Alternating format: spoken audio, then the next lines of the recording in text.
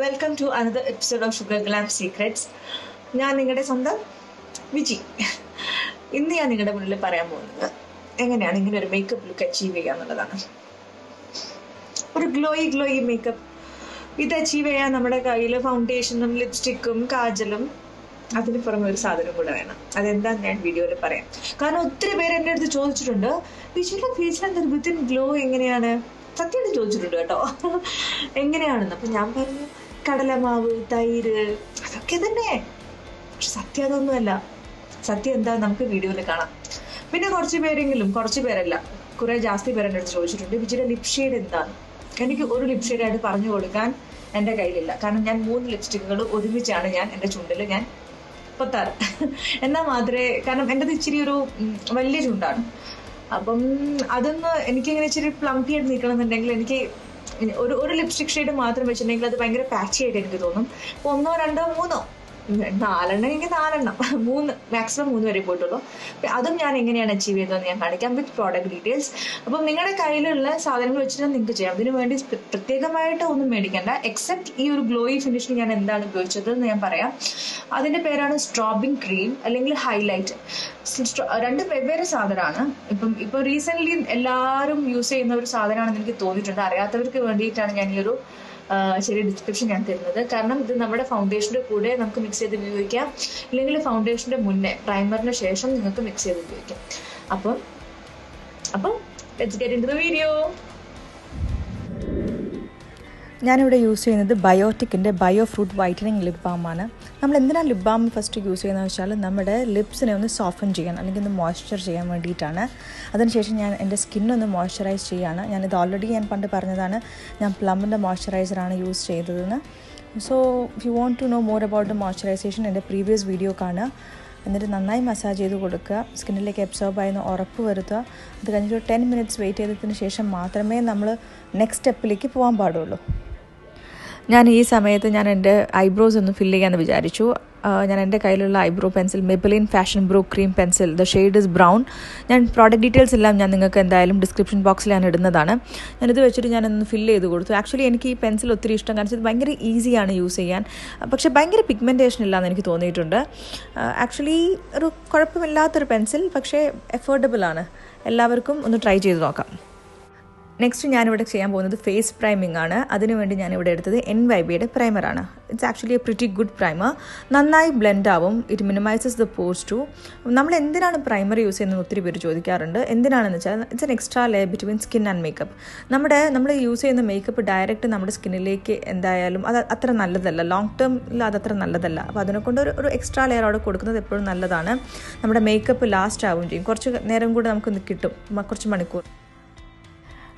അടുത്തതാണ് magic ingredient, Maybelline master strobing cream. This is not a highlighter കേട്ടോ. 2 shades available ആണ്, ന്യൂഡും പിങ്കും. ഇതിൻ്റെ കൺസിസ്റ്റൻസി കണ്ടോ, it's A gel based. This glides easily and ഭയങ്കര refreshing feeling ആണ്. സിമ്പിൾ ഫിനിഷിംഗ് ആണ്, ഭയങ്കരമായിട്ടുള്ള തിളക്കമൊന്നുമല്ല നമ്മുടെ ഫേസിന് ഇത് തരുന്നത്. പിന്നെ ഇത് നിങ്ങൾക്ക് ഫൗണ്ടേഷൻ്റെ മുന്നേ നിങ്ങൾക്ക് അപ്ലൈ ചെയ്യാം, ഫൗണ്ടേഷൻ്റെ കൂടെ മിക്സ് ചെയ്തിട്ട് അപ്ലൈ ചെയ്യാം. BB ക്രീം യൂസ് ചെയ്യുന്നവർക്ക് അതിൻ്റെ കൂടെ മിക്സ് ചെയ്തിട്ട് അപ്ലൈ ചെയ്യാം. It's up to your convenience അനുസരിച്ച് നിങ്ങൾക്കത് അപ്ലൈ ചെയ്യാം. ഞാനിവിടെ ഫൗണ്ടേഷൻ്റെ മുന്നെയാണ് അപ്ലൈ ചെയ്തത്, അതും നമ്മുടെ ഹൈ ഫീച്ചേഴ്സിൽ മാത്രം.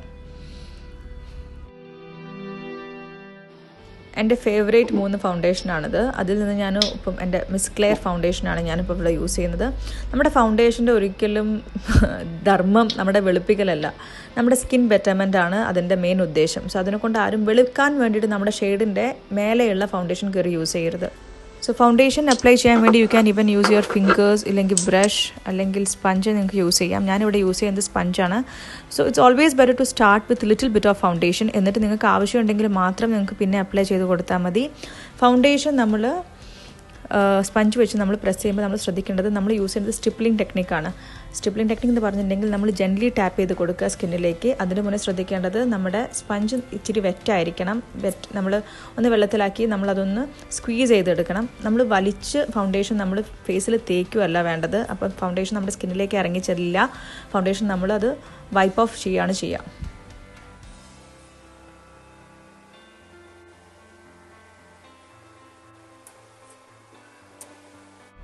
കാജൽ ഇല്ലാണ്ട് എന്ത് മേക്കപ്പ് അല്ലേ. ഇവിടെ ഞാൻ യൂസ് ചെയ്യുന്നത് നൈക്കയുടെ I am black kajal shade 001 ആണ്. ഇറ്റ്സ് എ ക്രീമി കാജൽ, നല്ല പിഗ്മെൻറ്റേഷൻ ഉള്ള കാജലാണ്. In fact it is the best kajal I use till date. ഒരു 5 to 6 hours വരെ ഇത് ഒന്നും ആവാണ്ട് തന്നെ നിൽക്കും. പക്ഷേ എൻ്റെ വാട്ടർ ലൈൻ അല്ല, ഐലിഡ്സിൽ ഞാൻ ഇതുവരെ ഞാൻ അപ്ലൈ ചെയ്തിട്ടില്ല. ബിക്കോസ് എൻ്റെ ഐലിഡ്സ് ഓയിലി ആണ്. നമ്മളിത് അപ്ലൈ ചെയ്ത് ഉടനെ നമ്മൾ ഉറപ്പ് വരുത്തണം നമ്മൾ ഏതെങ്കിലും ഒരു ബ്ലാക്ക് ഐ ഷാഡോ വെച്ച് നമ്മളത് അപ്പം തന്നെ സെറ്റ് ചെയ്യണം. ജസ്റ്റ് മേക്ക് ഷുവർ ഇറ്റ്, ഇല്ലെങ്കിൽ അത് അങ്ങ് പരന്നു പോവും. പക്ഷേ ഭയങ്കര നല്ല കാജലാണ്. Everyone should try this. അതിനുശേഷം ഞാൻ എൻ്റെ ഐലിഡിൻ്റെ മേലെ ഞാൻ എൻ്റെ കയ്യിലൊരു നോർമൽ കാജൽ വെച്ചിട്ട് ഞാൻ ജസ്റ്റ് ഐ പെൻസിൽ വെച്ചിട്ട് ഞാൻ വരയ്ക്കുകയാണ്. കാരണം ഇതെനിക്ക് സ്മഡ്ജ് ചെയ്യാറില്ല. ഇതിൻ്റെ ബ്രാൻഡ് ഡീറ്റെയിൽസ് എല്ലാം ഞാൻ എന്തായാലും ഡിസ്ക്രിപ്ഷൻ ബോക്സിൽ കൊടുക്കാം കേട്ടോ.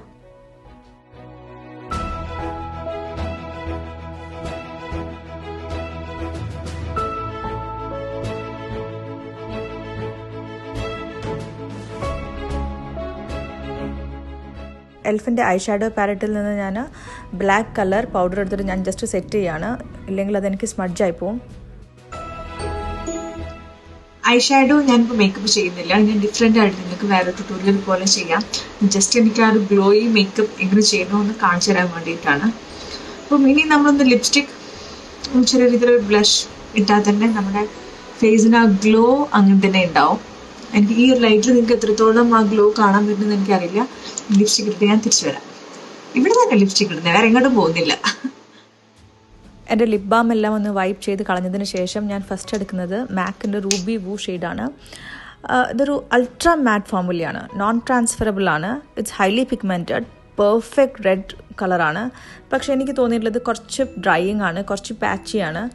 അതിനെക്കൊണ്ട് തന്നെ ഞാൻ ഈ ഒരു ലിപ്സ്റ്റിക്ക് മാത്രമായിട്ട് ഞാൻ ഇടാറില്ല. അതിൻ്റെ മേലെ ഞാൻ വേറെ ഒരു കളർ വെച്ച് ഞാൻ എന്തായാലും കോട്ട് ചെയ്യാറുണ്ട്. സോ ഞാനിപ്പോൾ എടുക്കുന്ന സെക്കൻഡ് ലിപ്സ്റ്റിക്ക് വെറ്റ് ആൻഡ് വൈൽഡിൻ്റെ മെഗാ ബ്ലാസ്റ്റ്. അതൊരു പിങ്ക് കളർ ഷെയ്ഡാണ്. അതിൻ്റെ പ്രോഡക്റ്റ് ഡീറ്റെയിൽസ് എല്ലാം ഞാൻ ഡിസ്ക്രിപ്ഷൻ ബോക്സിൽ കൊടുക്കാം. അത് വെച്ചിട്ട് ഞാൻ ജസ്റ്റ് അപ്പോൾ ഒരു ഇത്രയും കൂടെ അതൊന്ന് ലൈറ്റനായി.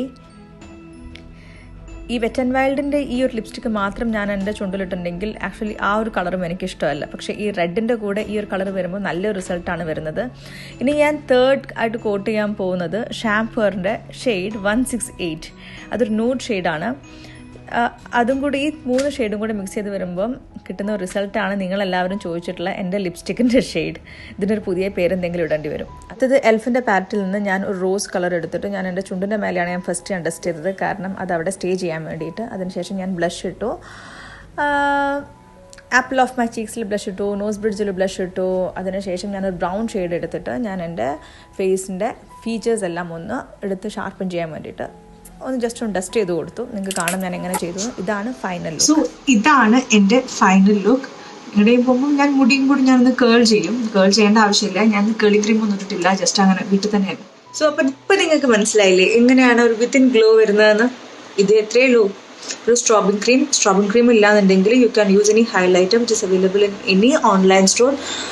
ഞാൻ മേടിച്ചത് ആമസോണിൽ നിന്നാണ്. അത് മെബിലിൻ്റെ സ്ട്രോബിംഗ് ക്രീമാണ്. ആക്ച്വലി മാക്കിൻ്റെത് ഒന്നും കൂടെ നല്ല സ്ട്രോബിംഗ് ക്രീമാണ് ഞാൻ കേട്ടിട്ടുണ്ട്, but I never tried it. അപ്പം നിങ്ങൾ മേടിക്കാച്ചാൽ നിങ്ങൾ മാക്കിൻ്റെ സ്ട്രോബിംഗ് ക്രീം തന്നെ നിങ്ങൾക്ക് ട്രൈ ചെയ്യാം.